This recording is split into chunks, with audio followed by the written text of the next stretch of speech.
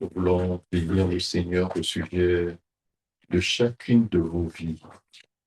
Rendons grâce pour ces précieux moments. Je vais prier. Éternel notre Dieu, je viens de vous te consacrer cette demeure. Alléluia. Dans le nom de Jésus-Christ de Nazareth, je prie pour que tu satures ce lieu de ta présence. Amen. Seigneur, j'invoque ton Saint-Nom Mm. afin qu'il y ait une échelle qui s'établisse entre cet endroit et le ciel. Amen. Il y ait un véritable mouvement angélique. Seigneur, en rapport avec ce que tu as résolu de faire au milieu de nous ce matin, que ta puissance inonde ce lieu, que ton onction visite chacune de nos vies. Amen. Seigneur, plusieurs sont partis de très loin pour se tenir dans ce lieu. Nous refusons de repartir tel que nous sommes venus. Seigneur, fais quelque chose. Les disciples cheminaient et tu t'es tenu au milieu d'eux.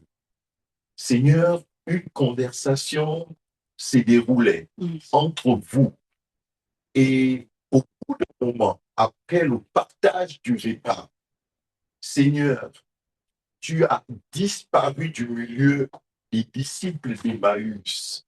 Ils se sont regardés et ils se sont dit, c'est certainement lui. Quelque chose brûlait au-dedans de nous alors qu'il nous parlait. Séance tenante, ils se sont levés et ils sont allés témoigner de ta résurrection.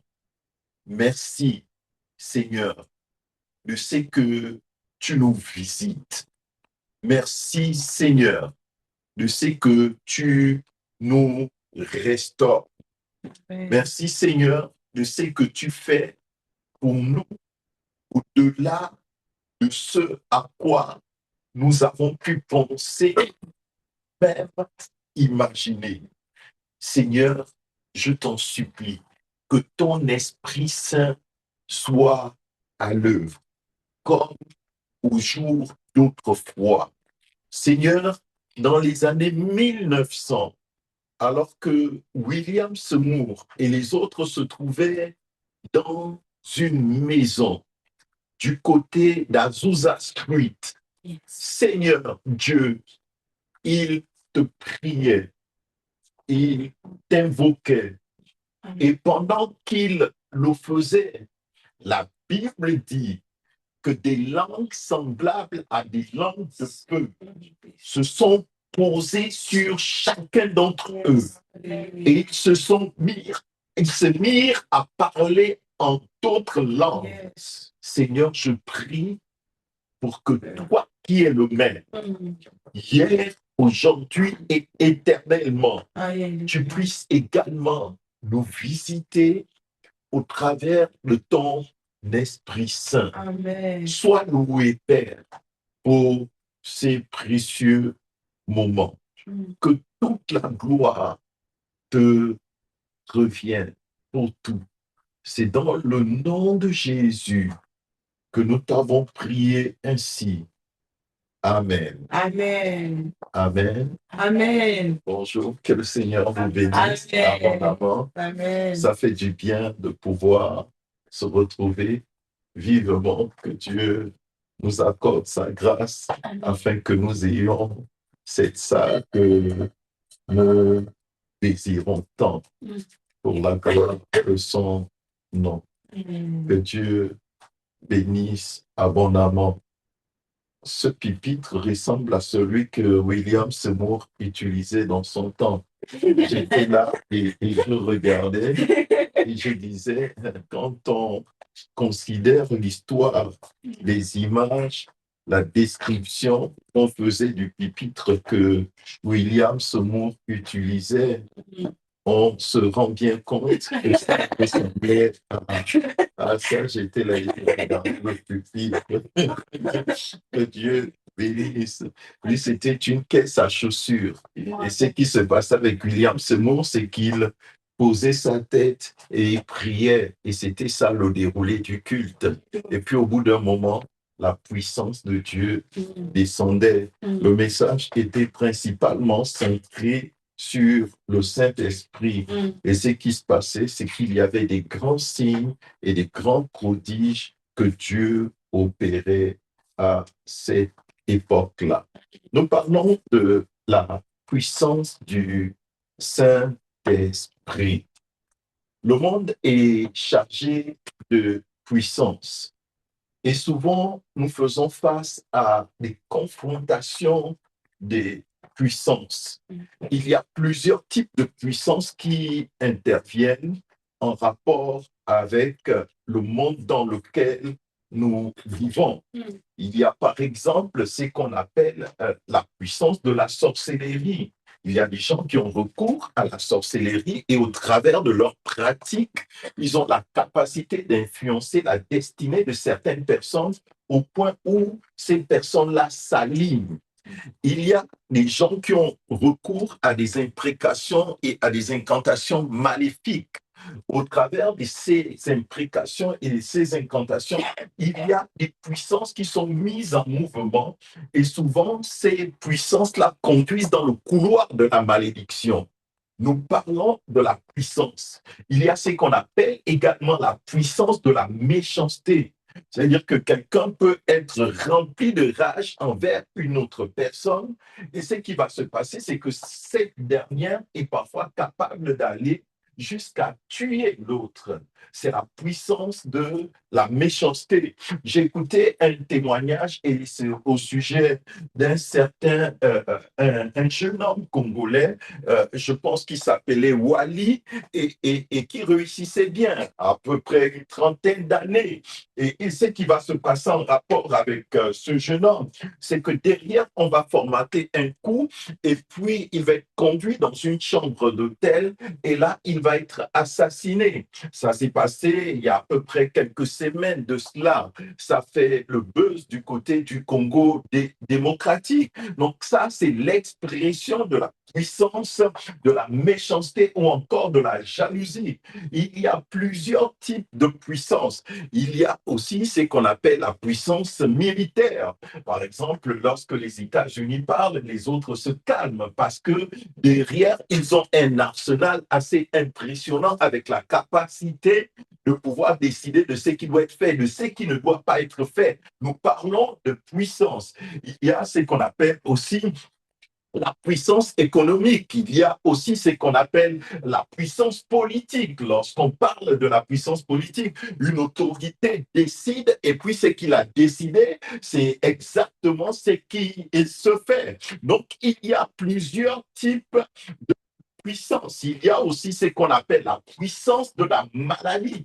C'est-à-dire que lorsque la maladie sévit, parfois, on ne peut pas faire autrement que crier de douleur. Parfois, il m'est arrivé de crier de douleur à cause de que la maladie avait sur mon corps. Donc, c'est une puissance qui s'exerce et cette puissance agit de telle sorte qu'on puisse avoir mal. Et on dit, aïe, ça fait mal. C'est la puissance de la maladie. Il y a plusieurs types de puissance dans le monde, dans ce monde, le monde dans lequel nous évoluons. Mais je veux attirer ton attention sur quelque chose d'assez particulier, sur quelque chose d'assez précieux, sur quelque chose d'assez glorieux, sur quelque chose d'assez merveilleux. C'est la puissance, la puissance, la puissance de Dieu. Au milieu de toutes ces puissances, il y a une puissance qui est largement au-dessus de toutes les autres puissances, une puissance qui n'a pas son égal, une puissance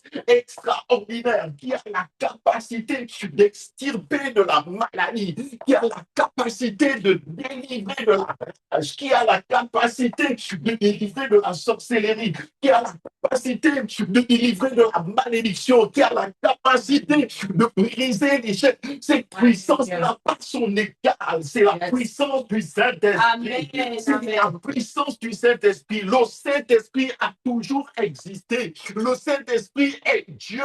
La Bible dit, faisons au pluriel. Le Saint-Esprit était présent. Le Saint-Esprit a toujours existé. Le Saint-Esprit est toujours d'actualité. Il n'existe absolument rien qui soit au-dessus de la puissance du Saint-Esprit. C'est la raison pour laquelle le thème que nous abordons et que nous aborderons tout au long de ce mois est un thème qui est assez important. Le Saint-Esprit, le Saint-Esprit, le Saint-Esprit. Il y a une dame, elle avait à peu près 14 ans, elle prenait part à des réunions dans une petite assemblée. Son nom, Catherine Kuhlman. Et à l'époque, elle était toute petite. Et ce qui va se passer à ce moment, c'est que juste après la réunion, le Saint-Esprit va descendre sur elle. Et lorsque le Saint-Esprit va descendre sur elle, elle va commencer à parler en d'autres langues. La puissance de Dieu va la visiter. Et ce qui va se passer en rapport avec Catherine Kuhlman, c'est que petit à petit, elle va progresser dans sa marche avec Dieu. Au bout d'un moment, le Saint-Esprit agissait au cours de ces rencontres, au point où les aveugles voyaient, les sourds entendaient, les muets parlaient, les paralytiques s'élevaient et marchaient. La gloire de Dieu se manifestait de façon extraordinaire. Souvent, au cours de ces réunions, elle prêchait simplement la parole, ou pendant qu'on était en train de louer, ce qui se passait, c'est que les gens étaient guéris. J'ai écouté spécialement le témoignage d'un enfant qui n'avait jamais couru de sa vie. Il avait à peu près 5-6 ans par là. Et ce qui va se passer, c'est que pendant l'adoration, au moment où on adorait le Seigneur, la puissance de Dieu va descendre sur cet enfant qui est au milieu de la foule. Et l'enfant va se mettre à courir.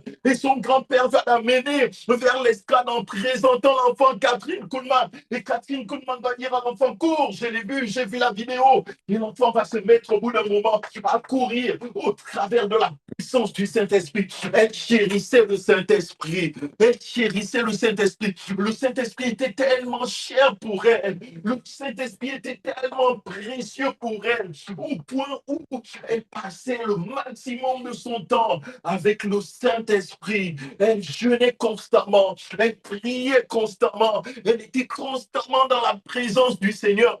Un jour, alors qu'elle passait par la salle où on préparait et ce qui va se passer pour se diriger dans le lieu où elle avait ses réunions, les cuisiniers vont l'apercevoir et pendant qu'elle marchait, elle marchait comme dans l'espace et les gens ne se rendaient même ne se rendaient pas compte. En fait, ses pieds ne touchaient plus le sol. Elle était tellement chargée de la puissance de l'Esprit de Dieu au point où Dieu agissait. Oh, je veux cela pour moi. Je veux cela pour toi. Je veux cela pour nous. C'est encore possible parce que Jésus-Christ n'a pas changé. Il est le même hier, aujourd'hui. Nous puissance du Saint-Esprit. Nous ne voulons pas que ce message soit simplement un message théorique, mais nous prions et notre désir, c'est que ce message te positionne. Ce message t'amène à avoir une réelle communion avec Dieu. Ce message t'introduit dans une nouvelle connexion avec Dieu,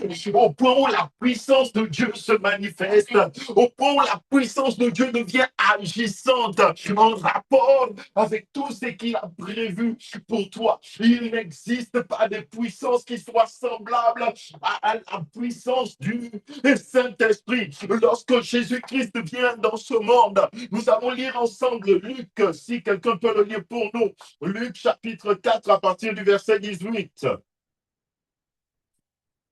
Si quelqu'un peut le lire. Luc 4, 18.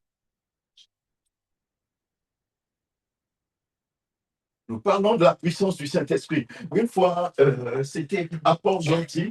Et ce qui va se passer, c'est que tous les soirs, depuis des années, c'est comme ça que je procède.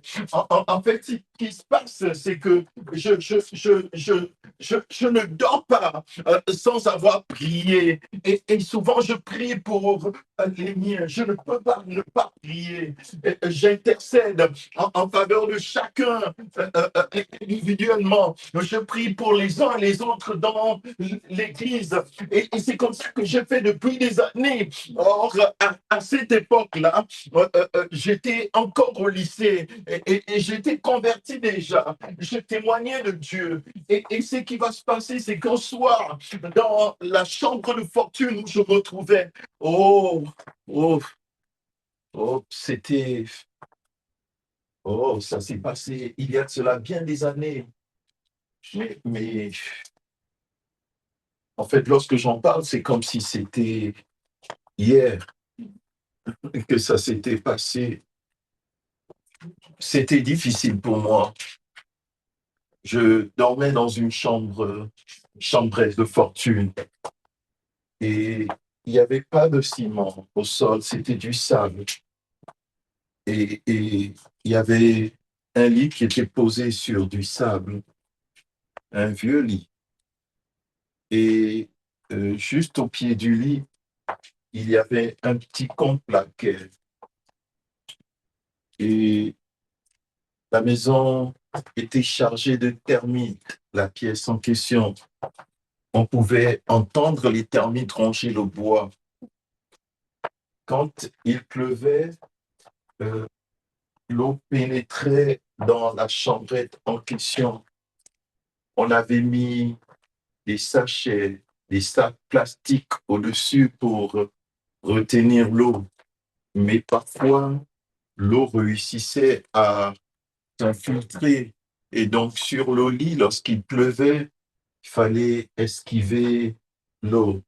Ce n'était pas si simple, ce n'était pas facile, ce n'était pas facile, ce n'était pas évident. Mais cela ne pouvait pas m'empêcher, Dieu m'est témoin, chaque nuit avant de me coucher, je prenais mes genoux et je les posais sur ce qu'on plaquait au pied du lit et je priais. Je priais pour les bien-aimés. Ce soir-là, j'avais prié pour un bien-aimé, Georges Mbaseko.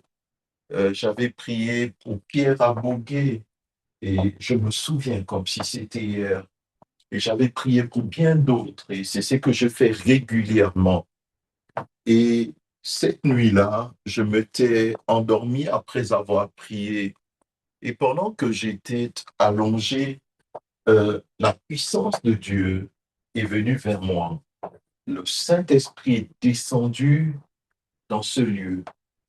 C'est que j'ai vécu ce jour-là, je ne l'avais jamais vécu. C'est une expérience tellement précieuse, tellement glorieuse, tellement merveilleuse que lorsque j'en parle avec une crainte respectueuse de Dieu. Le Saint-Esprit est venu et dans une vision, Dieu a commencé à me parler en me disant de façon claire ceci. C'est que j'entendais, je l'entendais audiblement comme vous m'entendez. Dieu m'est témoin. Je l'aime tellement, vous savez, et je sais que d'un moment à l'autre, je peux partir pour la patrie éternelle. Et du coup, je ne peux pas me permettre de jouer. Je ne peux pas le faire. Je ne peux simplement pas le faire. Je ne peux pas me permettre de raconter n'importe quoi au sujet du Seigneur. Je ne peux pas. Je l'aime tellement. Je l'aime tellement. Et je sais que vous l'aimez aussi. Il est tellement précieux pour nous. Il est tellement bon avec nous. Il est tellement merveilleux pour nous.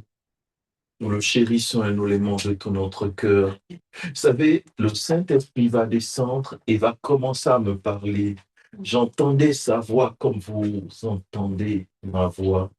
Il va me dire, Serge, au commencement, j'ai créé le ciel et la terre. Et puis j'ai placé l'homme dans un jardin extraordinaire, le jardin d'Éden. Et l'homme m'a désobéi à mes instructions. Ensuite, j'ai envoyé Jésus-Christ. Et puis, l'homme a conduit le Seigneur sur une croix. Et là, il est mort. Mais dans ces temps de la fin, j'ai envoyé mon Saint-Esprit. Quand j'ai entendu Saint-Esprit, c'est comme si je me faisais électrocuter et j'ai poussé un grand cri. Je sais un tout petit peu ce que c'est. De formation, je suis chef mécanicien marin.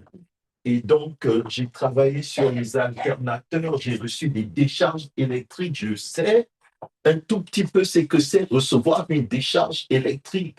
Et donc, j'ai crié, j'ai poussé un grand cri, et puis hop, je me suis levé. Le Saint-Esprit, le Saint-Esprit, le Saint-Esprit. Nous parlons de la puissance du Saint-Esprit. Lisons Luc 4 à partir du verset 18. Gloire à Dieu. J'ai pris part à des rencontres où le peuple écoutait la parole. Et pendant qu'ils étaient en train d'écouter, la puissance de Dieu est descendue subitement. Et ce qui s'est passé, c'est que certains ont été miraculeusement visités, miraculeusement guéris. Ouvrons Luc chapitre 4 à partir du verset 18. Si quelqu'un peut lire pour nous, s'il vous plaît. Je lis la parole de Dieu. L'Esprit du Seigneur est sur moi parce qu'il m'a oint pour annoncer une bonne nouvelle aux pauvres. L'Esprit du Seigneur. L'Esprit du Seigneur est sur moi. Est sur moi. C'est Jésus qui parle. Et quand il dit l'Esprit du Seigneur est sur moi, il est question du Saint-Esprit. L'Esprit du Seigneur est sur moi. L'Esprit du Seigneur est sur moi. Vas-y. Parce qu'il m'a oint. Parce qu'il m'a oint. Être oint, c'est être équipé. Oindre, c'est accorder une mesure de puissance, de pouvoir, d'onction. Il est oint, il est équipé en rapport avec un mandat bien précis pour accomplir une œuvre bien précise. Les questions que nous abordons maintenant sont trop importantes pour que nous puissions ne pas saisir ce que Dieu veut que nous saisissons. Je vous dis la vérité, je vous dis la vérité, je vous dis la vérité. L'heure est venue où à nouveau la puissance de Dieu doit se manifester de façon extraordinaire au milieu du peuple. L'heure est venue où nous devons partir, passer des simples paroles à la manifestation de la puissance de Dieu. L'heure est venue où à nouveau l'onction doit être à l'œuvre. L'heure est venue où à nouveau les signes et les prodiges doivent se manifester. Il y a eu une telle crise qui fait que ces choses ont disparu du milieu chrétien. Non, ça doit être notre quotidien. Nous devons expérimenter en permanence la puissance de Dieu. Nous devons expérimenter en permanence la manifestation de la puissance de Dieu. L'Esprit du Seigneur est sur moi parce qu'il m'a mandaté, parce qu'il m'a oint. Une fois, je prenais part à une réunion et celui qui prêchait, c'était à Libreville et plus précisément à Béthanie. Il y a cela plusieurs années et je pense que c'est un ministère qui prêchait, un merveilleux serviteur de Dieu. On avait ramené un paralytique sur l'estrade. Et ce qui va se passer, c'est qu'il va prendre ce passage. Il va dire, l'Esprit du Seigneur est sur moi. Dans le nom de Jésus.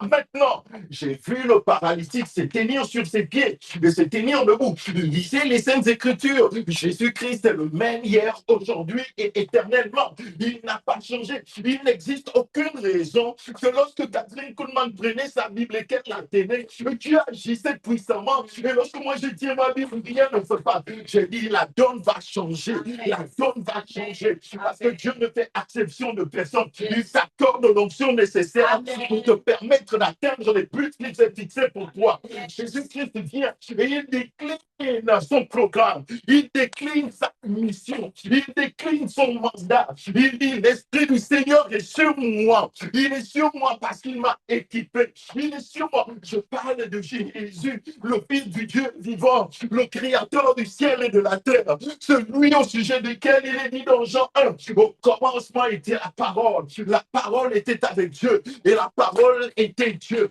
Elle a été faite chair, et elle a habité au milieu de nous. Pleine de grâce et de puissance. Jésus dit, l'Esprit du Seigneur est sur moi. Jésus dit, l'Esprit du Seigneur est sur moi. Jésus dit, l'Esprit du Seigneur est sur moi. Il m'a oint, il m'a équipé. Oh Seigneur, oint-nous ce matin, dans le nom de Jésus-Christ de Nazareth. Seigneur, oint chacun de nous ce matin, dans le nom de Jésus-Christ de Nazareth. Accorde-nous l'onction nécessaire, accorde-nous la puissance, accorde-nous ta mesure de grâce pour nous permettre d'aller et de faire ce qui doit être fait en rapport avec le mandat que tu nous as donné. Il y a des âmes qui se meurent, des gens qui évoluent sans te connaître. Oh, plusieurs se perdent sans te connaître. Seigneur, donne-nous l'onction nécessaire. Donne-nous l'onction nécessaire. Donne-nous l'onction nécessaire. Nous pouvons prêcher jusqu'à perdre la voix. Si ta puissance n'est pas à l'œuvre, Seigneur, qu'est-ce qui va se passer? Comment croiront-ils? Tu leur as dit ceci dans ton temps. Si vous ne croyez pas sur la base de ce que je vous dis, croyez ne fût-ce qu'à cause de ce que vous croyez. Oh Seigneur, rends le message palpable dans le nom de Jésus-Christ de Nazareth. Amen. Quelqu'un a expérimenté la manifestation de ta puissance au nom de Jésus-Christ de Nazareth. L'Esprit du Seigneur est sur moi parce qu'il m'a oint, il m'a équipé.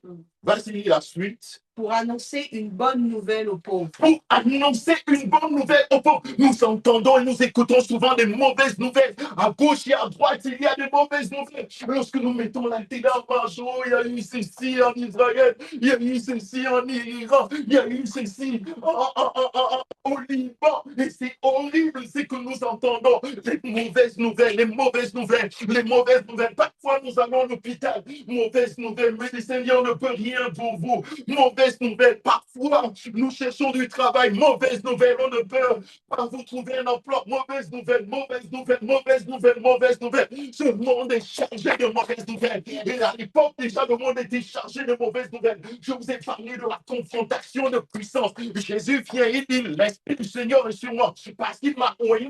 Pourquoi? Pour annoncer une bonne nouvelle. Je t'annonce une bonne nouvelle ce matin, en te disant que ce qui était impossible, Dieu l'aura fait. Dans le nom de Jésus-Christ de Nazareth, Dieu te charge de son onction, il te charge de son amour, il te charge des capacités surnaturelles pour te permettre d'aller là où tu dois aller, pour te permettre d'atteindre le but qu'il s'est fixé pour toi, et tu atteindras ce but, rien ne t'arrêtera. Je t'annonce une bonne nouvelle, je t'annonce une bonne nouvelle, là où ils ont dit que ce n'était pas possible, la bonne nouvelle vient, et Dieu dit ceci, c'est possible, c'est possible, c'est possible, c'est possible. Tout est possible à celui qui croit. Une bonne nouvelle, une bonne nouvelle. En rapport avec ta recherche, non, une bonne nouvelle. En rapport avec tes projets, une bonne nouvelle. En rapport avec tes désirs, une bonne nouvelle. Une bonne nouvelle. Le Saint-Esprit, l'Esprit du Seigneur est sur moi parce qu'il m'a oint, il m'a équipé, il m'a mandaté, il m'a chargé pour annoncer un message de paix, un message de joie, un message d'amour, un message de vie, un message de guérison, un message de restauration, un message de délivrance. L'Esprit du Seigneur est sur moi. L'Esprit du Seigneur est sur moi. Il n'est pas sur moi pour se croiser les dents. Il est sur moi pour m'amener à annoncer une bonne nouvelle. L'Esprit du Seigneur, voici le programme de Jésus. Jésus est celui qui annonce les bonnes nouvelles. Jésus est celui qui annonce des bonnes nouvelles. Amen. Jésus est celui qui annonce des bonnes nouvelles. Amen. Jésus est celui qui t'annonce la bonne nouvelle. Amen. L'évangile n'est pas une mauvaise nouvelle. L'évangile est une bonne nouvelle pour le salut de quiconque croit. Alors si tu peux croire, quelque chose va se passer en rapport avec ta vie. J'ai dit quelque chose va se passer en rapport avec ta vie. Quelque chose va se passer en rapport avec ta vie. Quelque chose va se passer en rapport avec ta vie. Oui, parce qu'il m'a oint Yes. pour annoncer une bonne nouvelle aux pauvres. La suite. Il m'a envoyé pour guérir ceux qui ont le cœur Je brisé. ne sais pas ce qui a brisé ton cœur. Je ne sais pas ce qui brise ton cœur en ce moment. Mais il a été mandaté, Jésus. Il m'a envoyé pour guérir ceux qui ont le cœur brisé. Je t'annonce la guérison, la guérison, la guérison, la guérison, la guérison, la guérison du cœur brisé, la guérison du cœur brisé pour annoncer une bonne nouvelle aux pauvres. Il m'a envoyé pour guérir ceux qui ont le cœur brisé. Il y a des puissances qui brisent le cœur. Si vous prenez un verre, par exemple, et que vous jetez ce verre au sol, vous exercez une puissance, vous exercez une force. Dans le domaine de la mécanique appliquée, on parle des forces, on parle de puissance également. Même quand vous roulez un véhicule, le fait que votre véhicule doit affronter l'air, l'air que votre véhicule affronte constitue une force qui est étudiée en mécanique. On étudie ces forces-là en mécanique. Et ce qui se passe ici, c'est que si vous prenez le verre et que vous le jetez au sol, vous allez exercer une force. Et en jetant le verre au sol, le verre va se casser. Et ce qui va se passer avec le verre, c'est que le verre va rencontrer une puissance. La puissance, c'est le sol. Et au contact de cette puissance-là, le verre va se casser. Nous parlons de puissance. La puissance, une puissance a la capacité de casser, de briser le cœur. Mais Jésus a la capacité de reconstruire. Il a la capacité de restaurer. Il a la capacité de guérir. Il a la capacité de délivrer. Il m'a oint, il m'a oint, il m'a oint, il m'a oint pour annoncer une bonne nouvelle aux pauvres. Il m'a envoyé pour guérir ceux qui ont le cœur brisé, pour proclamer aux captifs la délivrance. Est-ce que vous savez qu'il y a des gens qui sont prisonniers, quand bien même vous les voyez circuler comme tous les autres, alors qu'ils sont en réalité prisonniers. On peut être prisonnier ou prisonnière de certaines choses. On peut être prisonnier, par exemple, de la drogue. Et ne pas être capable de pouvoir s'en passer. Il y a des gens qui fument, et même des médecins qui savent que la cigarette détruit la santé, mais ils vont fumer quand même. Pourquoi ils fument quand même? Parce que derrière, il y a une force, il y a une puissance qui les amène à agir comme ça. La Bible parle de la possession démoniaque. Et donc, ces personnes-là sont prisonniers. Il y a des gens qui sont prisonniers de la maladie, par exemple. Il y a des gens qui sont prisonniers, prisonnières des personnes, de certains maux.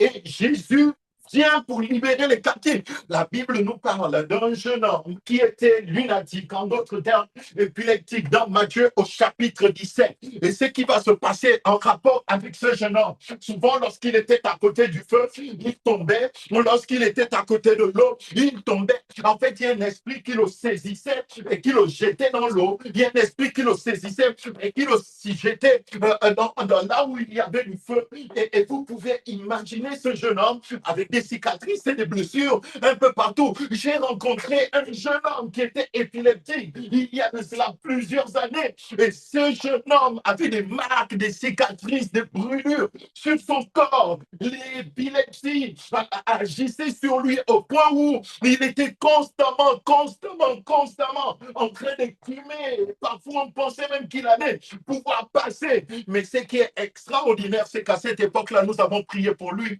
Mais Dieu l'a complètement délivré, Dieu l'a complètement guéri. Ce qui est merveilleux, c'est que Dieu a accompli au travers de ce jeune homme-là, la puissance du Saint-Esprit est venue et l'a délivré. Maintenant, lorsque vous allez dans Matthieu au chapitre 17, vous retrouvez une histoire semblable à celle-là. Et là, Jésus-Christ va se retrouver en face de ce père qui avait cet enfant qui était possédé. La Bible dit qu'il est venu pour libérer les captifs. Tout ce qui est cité, tout ce qu'il déroule, tout au long de sa vie, nous voyons de façon claire comment est-ce qu'il accomplit la prophétie que lui-même il a annoncé. Comment est-ce qu'il accomplit le mandat? Oh, un homme politique peut te faire des promesses. La vérité, c'est que c'est pas sûr et certain qu'il accomplisse. Je prends un exemple. Il y a un qui est arrivé au pouvoir et lorsqu'il battait campagne, il disait: oh, moi la guerre, non, je ne ferai jamais de guerre. Je ne conduirai pas le pays à s'engager dans des mouvements de guerre. Mais lorsque vous suivez l'actualité, c'est le véritable guerrier du moment. Est-ce que vous comprenez? Donc, quel homme politique peut dire et dire son contraire? Enfin, que Dieu me pardonne, c'est enregistré. Mais parfois, bon, on a le sentiment que certains ont des problèmes psychiques. Ils ont fait le travail comme moi, et à l'intérieur, ça ne tourne pas rond.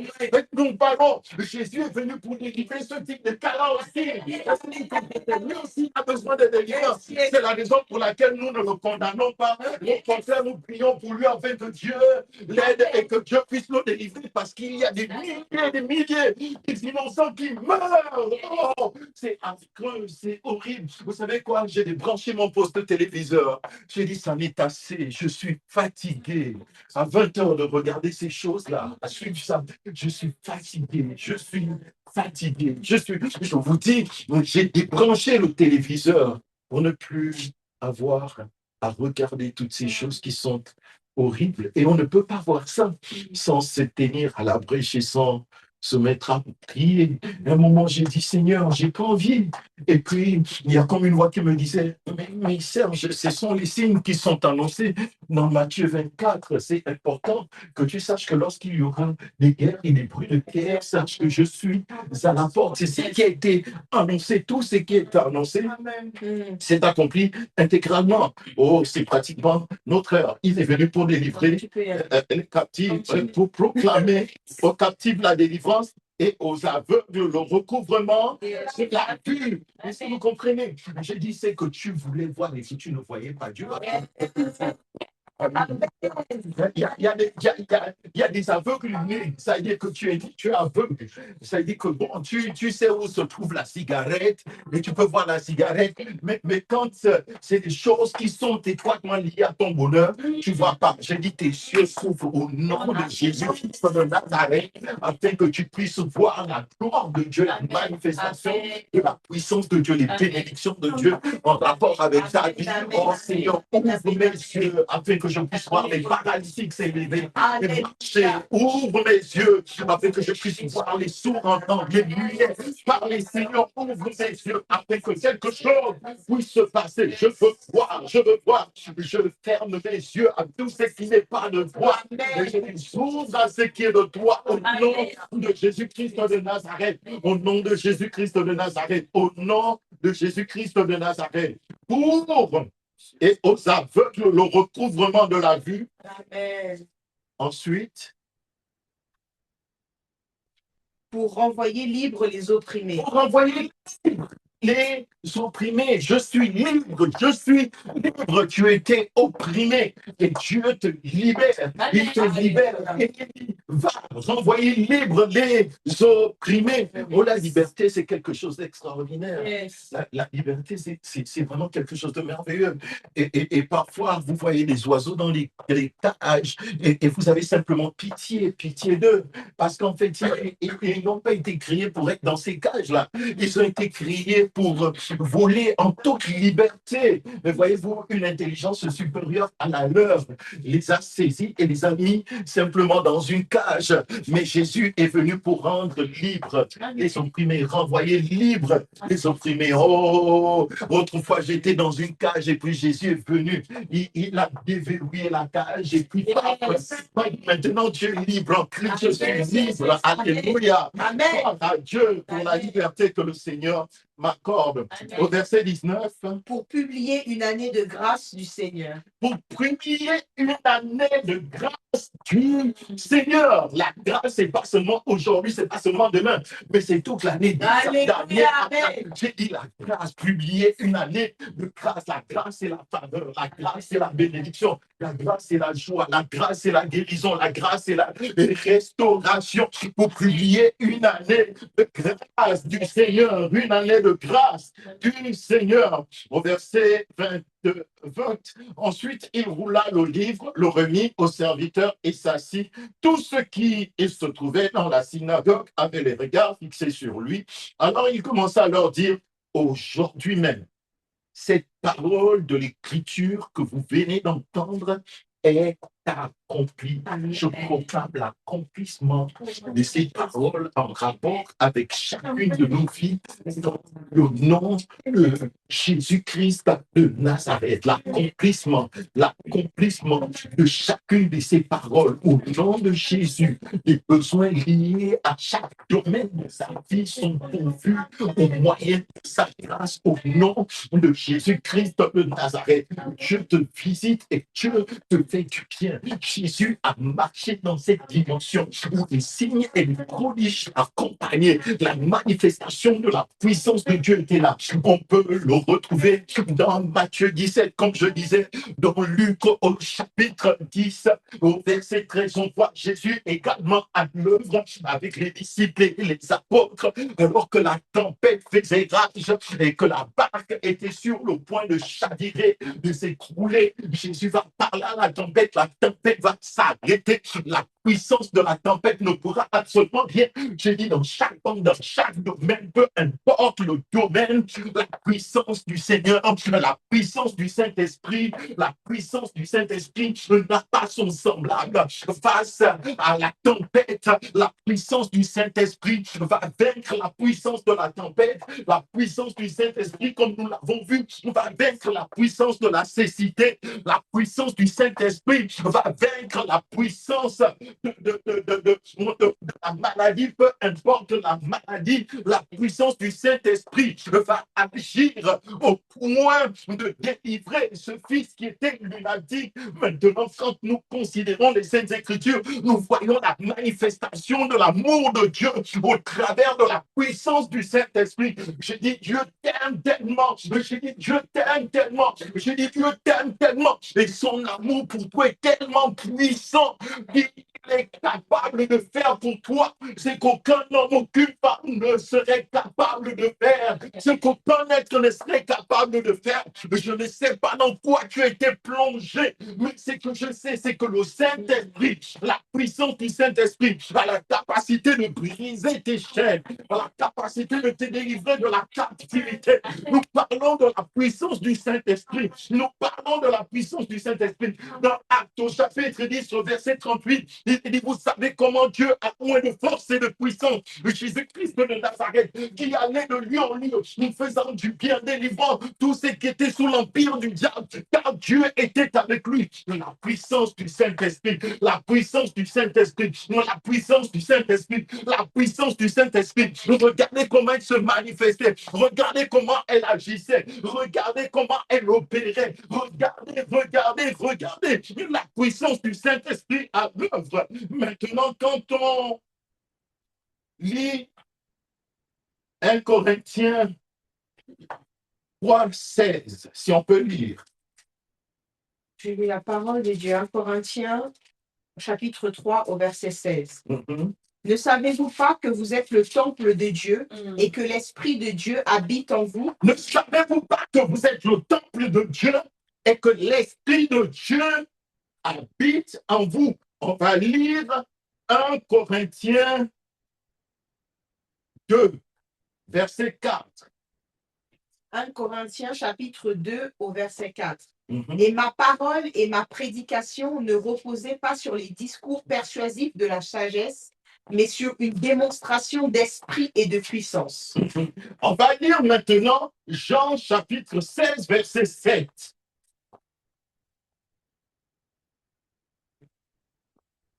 Jean chapitre 16 au verset 7. Cependant, je vous dis la vérité. Il vous est avantageux que je m'en aille. Il vous est avantageux que je m'en aille. Car si je ne m'en vais pas, le consolateur ne viendra pas vers vous. Le consolateur ne viendra pas. Regardez toute la puissance qui a été déployée par le ciel, par le Saint-Esprit, au travers de la personne de Jésus-Christ. Et regardez ce que Jésus dit ici. Il dit ici, il est préférable que je m'en aille. Parce que si je ne parle pas, le Saint-Esprit ne viendra pas. Je vous ai dit que vous étiez le temple. Je vous ai dit que l'apôtre Paul a dit, mais ma parole et ma prédication ne reposaient pas sur les discours persuasif de la sagesse humaine. Lorsque Salomon a prié Dieu en rapport avec le temple, il a dit toutes les fois qu'un homme, qu'une femme viendra ici, peu importe son besoin, lorsqu'il élèvera les mains vers toi, du lieu de ta demeure, entend le cri et répond favorablement. Nous sommes une habitation de Dieu en esprit. Maintenant, quelles sont les activités du temple et quelle est la mission du temple? Quel est le rôle du temple que nous sommes? En fait, Jésus dit, il est préférable que je m'en aille afin que le Saint-Esprit vienne sur vous et qu'il soit en vous, qu'il vous équipe et pour que vous aussi vous puissiez accomplir les œuvres que j'ai accomplies. Pour qu'au travers de vous aussi les aveugles voient, les sourds entendent, les paralytiques s'élèvent et marchent, les niais, avec qu'il y ait toutes sortes de manifestations de la puissance du Saint-Esprit. C'est ce qui se passait avec plusieurs serviteurs, comme Joseph Babalola, comme Aïdini Abala, comme Tel Osborne, comme Renard Bonquet. C'est exactement ça. Et Dieu veut t'amener à ce niveau. Tu te dis, oh, c'est pour les autres, c'est pas pour moi. Mais je veux que tu saches que c'est pour toi. Je veux que tu saches que c'est pour toi. Je veux que tu saches que c'est pour toi. Je veux que tu saches que c'est pour toi. Dieu va se servir de toi. Peu importe ton bagage, peu importe ton niveau, peu importe ta taille, peu importe. Dieu va se servir de toi. Je suis ici pour te dire que la moisson est grande. Ils disent peu, mais il y a peu d'ouvriers. Priez donc le maître de la moisson afin qu'il envoie des ouvriers dans sa moisson. Tu es un ouvrier, tu es une ouvrière. Tu es le choix de Dieu, tu as été mandaté par Dieu. Et le Saint-Esprit vient ici pour te permettre d'atteindre le but, et te permettre de faire ce qui doit être fait. Dieu t'a choisi, tu es le choix de Dieu. C'est pas quelqu'un d'autre qui le fera, c'est toi qui le feras. De travers de toi que Dieu le fera. Va par la foi et commence à accomplir les œuvres de Dieu. Et tu verras comment les choses vont se passer. La gloire et la puissance de Dieu va commencer à se manifester. Tu vas renverser chaque puissance démoniaque. Tu vas renverser les forteresses maléfiques. Tu vas renverser, j'ai dit, tu vas renverser. Il a dit, il est préférable que je m'en aille. Jésus a préféré partir pour t'introduire dans une véritable et glorieuse, merveilleuse dimension de manifestation de la puissance de Dieu. J'ai dit, ça va se faire. J'ai dit, ça va se faire. J'ai dit, ça va se faire. J'ai dit, ça va se faire. J'ai dit, ça va se faire. Nous ne sommes qu'en train d'introduire le message. J'ai dit, ça va se faire. J'ai dit, ça va se faire. Dans Actes au chapitre 1, comme nous l'avons lu ce matin, au verset, il est dit ceci, vous recevrez,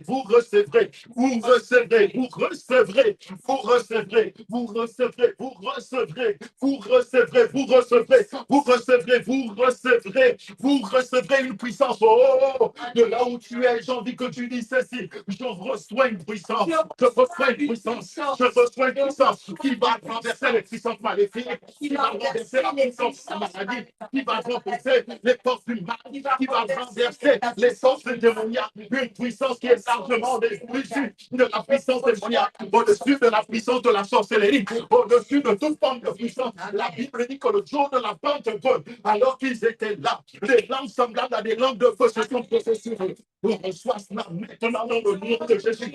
Lèvons-nous et commençons à prier. Commençons à demander à Dieu d'étendre sa main, de répandre sa grâce.